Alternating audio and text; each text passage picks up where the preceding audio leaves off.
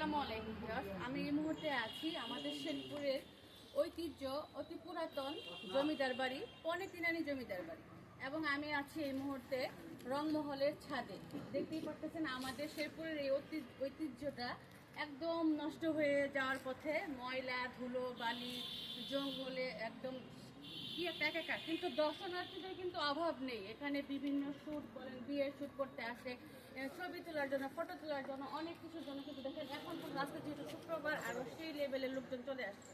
তো এখানে আমি স্থানীয় একজনকে পাইছি, মানে এটা পর্যবেক্ষণ করেন উনি, ওনার কাছ স্টাফ, ওনার কাছে একটু শুনবো এখন এটা নিয়ে কি নতুন কোনো মানে সম্ভাবনা কিছু আছে নাকি একটু বলবেন। আমাদের প্রিন্সিপাল স্যার আছে নতুন, উনি এটার জঙ্গল টঙ্গল কাটিয়ে পরিষ্কার করা হচ্ছে। দর্শনার্থী দেওয়ার জন্য স্যারে বলছে উন্মুক্ত করে দিবে এবং এটার পরিষ্কার টরিষ্কার করা হচ্ছে। এটা একটা রংমহলের ছাদ, এখানে জমিদারে বসার একটা জায়গা আছে, এখানে বসে বলি টুটু করতো আর কি। স্যার এখানে বলছে যে এখানে সব জঙ্গল টঙ্গল কাটায়া দর্শনার্থী দেখতে পারে, সবাই দেখতে পারে।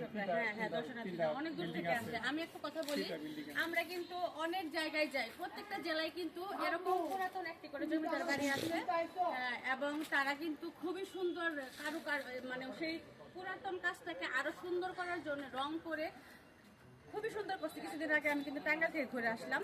সেই সুবাদে বলবো আমাদের শেরপুর জেলা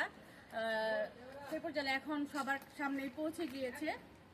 তার জন্য আমাদের এই জমিদার বাড়িটা অবশ্যই একটা পদক্ষেপ নেওয়া উচিত, ইতিমধ্যে নিয়ে নিয়েছে, যা জানতে পারলাম আপনারা সামনে দেখতে পারবেন।